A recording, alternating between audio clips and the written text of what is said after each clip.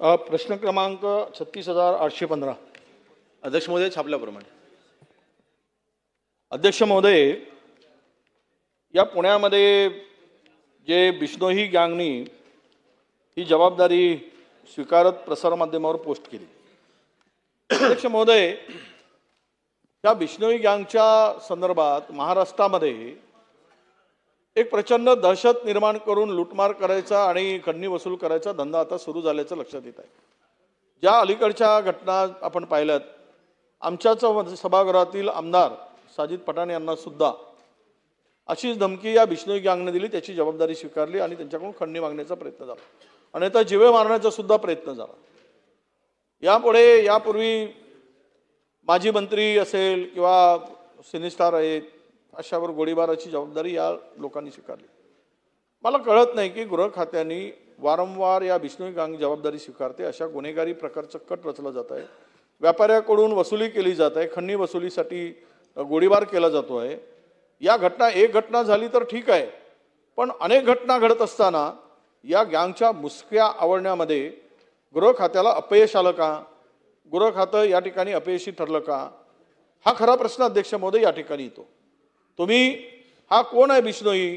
हा राजस्थानमध्ये कुठेतरी जेलात आहे असं आम्ही ऐकतो आणि त्याचे फंटर गुजरातमध्ये, आणि तिथून हे सगळं चालवतो. गुजरातमध्ये जेलमध्ये राहून तिथून हे सगळे चालवतो. जेलमध्ये असलेला गुजरातचा माणूस, गुजरातच्या जेलमध्ये असलेला हा गँगस्टार असं कसं चालवू शकतो?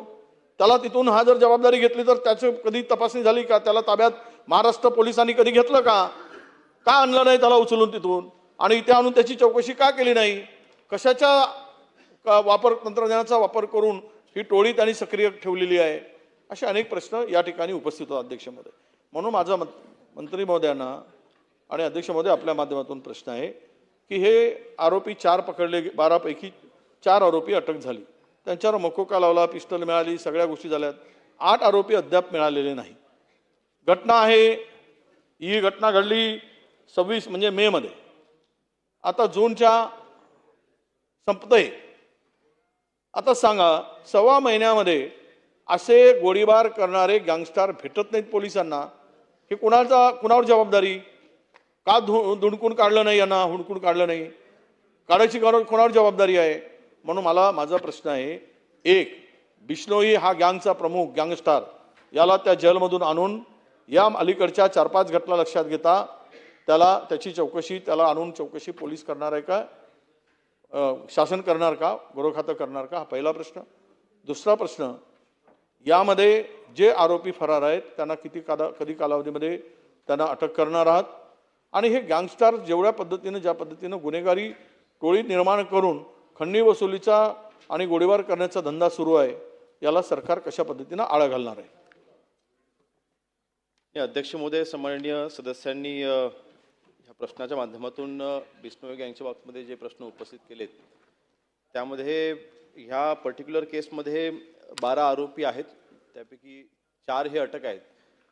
ज्यांनी गोळीबार केला त्याला आपल्या पुणे पोलिसांनी हरियाणामधून अटक केली आहे, काही जणांना उत्तराखंडमधून अटक केलेली आहे.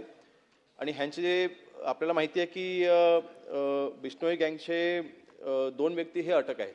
लॉरेन्स बिश्नोई जो आहे तो अटक आहे आणि तो NIA च्या ताब्यामध्ये आहे.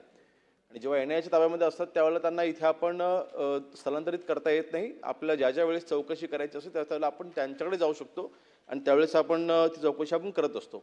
आपल्या पहिल्या प्रश्नाचं उत्तर असं आहे की त्यावेळेस आपण तिकडे जातो त्यांची आपण चौकशी करत असतो किंवा त्यांच्याकडे जो काही तपास करायचा आहे, जी काय माहिती घ्यायची ते आपण करत असतो.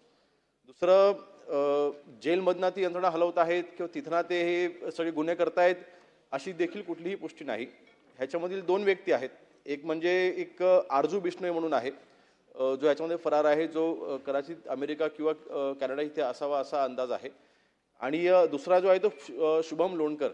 आपल्याला माहिती आहे की हा अगोदर बेसिकली हे जे मेसेजेस येतात किंवा फोन येतात त्याच्यामध्ये शुभम लोणकरचं हे नाव तिथे येत आहे आणि हा देखील भारतामध्ये नाही. याचा तपास ही भारतीय यंत्रणा देखील करत आहे आणि आपल्याला त्याचं अजूनपर्यंत नक्की तो कुठून ऑपरेट करतोय आपण याचा तपास म्हणजे महाराष्ट्र पोलीस तर करतच आहे, परंतु भारतामध्ये ज्या यंत्रणा आहेत, अन्य यंत्रणा आहेत, त्यांच्यावर देखील याचा तपास चालू आहे. आणि एक गोष्ट आढळली आहे की हे ज्या वेळेला धमक्या करतात त्यावेळेस हे जे नंबर असतात अर्थातच ते भारतामधले नंबर्स नाही आहेत. व्हॉट्सॲप कॉलिंग करतात आणि हे ज्यावेळेला सोशल मीडियावरती पोस्ट करतात ते पण फक्त स्क्रीन शेअरिंग करतात. म्हणजे एखादं नवीन अकाउंट उघडायचा, ते पोस्ट करायची, लगेच तो अकाउंट डिलीट करायचा आणि त्याचे स्क्रीनशॉट काढून ते शेअर करायचे. अशा पद्धतीने ते सोशल मीडियाचे हँडलिंग करतायत. तर मला वाटतं अध्यक्ष महोदय ह्याच्यामध्ये ह्या पर्टिक्युलर केसमध्ये आपण ह्याची शेवटी जी साखळी होती, म्हणजे जी साखळी भारतामधल्या ज्या लोकांचा वापर यांनी काही पैसे ट्रान्सफर करण्याकरता केला होता त्यांना आपण अटक केलेली आहे. ह्याच्यामध्ये ज्यांनी गोळीबार केला होता आपण त्यांना अटक केलेली आहे.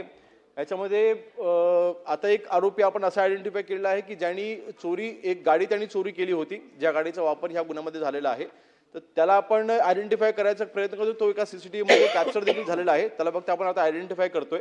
लवकरच तो देखील ताब्यामध्ये येईल. अन्य जे आरोपी आहेत ते आता जो शुभम लोणकर आहे तो आपल्याला मी जशी कल्पना दिली हे परदेशामध्ये आहेत आणि त्यांना ज्या देशांसोबत आपली ट्रीटी नाही आहे अशा देशामध्ये ते असतील असा अंदाज आहे. त्यांच्यासोबत आपण पत्रावर देखील आपण केलेलं आहे. याच्यामध्ये भारतामधल्या ज्या यंत्रणा आहेत त्यांची देखील आपण इथे मदत घेतोय.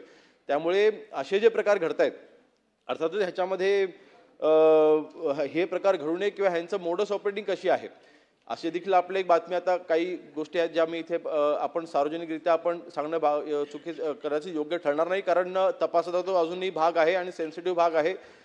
परंतु अशा देखील आपल्या काही फाइंडिंग्स आहेत ज्याच्यामध्ये आपण ह्यांच्या जवळ आता आपण पोहोचत आलेलो आहोत. लवकरच हे आपल्या ताब्यामध्ये देखील येतील. म्हणून अध्यक्ष महोदय ह्याच्यामध्ये जेलमधनं कुठली अशी यंत्रणा हलवली जाते तर तसं कुठे आढळून आलेलं नाही. आणि ज्या देशांसोबत आपलं ट्रीटी नाही अशा देशामध्ये हे आरजू बिश्नोई आणि शुभम लोणकर आहेत असा अंदाज आहे. त्यांच्यासोबत आपण पत्रावर केलेला आहे. प्रश्न असा आहे, नाही एकच प्रश्न. अहो आम्ही ते म्हटलं की NIAच्या ताब्यात आहे तो बिश्नोई. NIAच्या ताब्यात आहे का चौकशी करता येत नाही? तुम्ही किती वेळा चौकशी केला? सलमान खानवर गोळीबार झाला, राज्यमंत्र्यांचा जीव गेला, यामध्ये आमच्या आमदारावर शुभम लोणकरनी जबाबदारी स्वीकारली, आमच्या साजिद पठाणवर. हा घटना घडत आहेत ना. आणि किती वेळा पुन्हा जीव गेल्यानंतर तुम्ही त्याची चौकशी करणार आहे ना? तो असेल अमेरिकेत असेल, कॅनडामध्ये असेल तो लोणकर, पण महाराष्ट्रात या सगळ्या घटना घडत आहे आणि त्याची जबाबदारी तो स्वतःवर घेतो आहे. तर कधी उचलणार, किती दिवसात उचलणार की अशा घटनाच घडू द्यायचं आहे? तुम्ही आम्हाला स्पेसिफिक सांगा की महिना 2 महिन्यामध्ये याच्यावर कुठेतरी कारवाई झाली पाहिजे ना. नाहीतर पुन्हा लोकांचे बळी जातील, लोकांचे खून होतील, मग आपण चौकशी करणार, मग त्याला उचलणार. एकदाही चौकशी त्या झाली नाही. तो जलामध्ये असेल कुठे असेल तो बिश्नोई, त्याची चौकशी आपण करा ना जरा.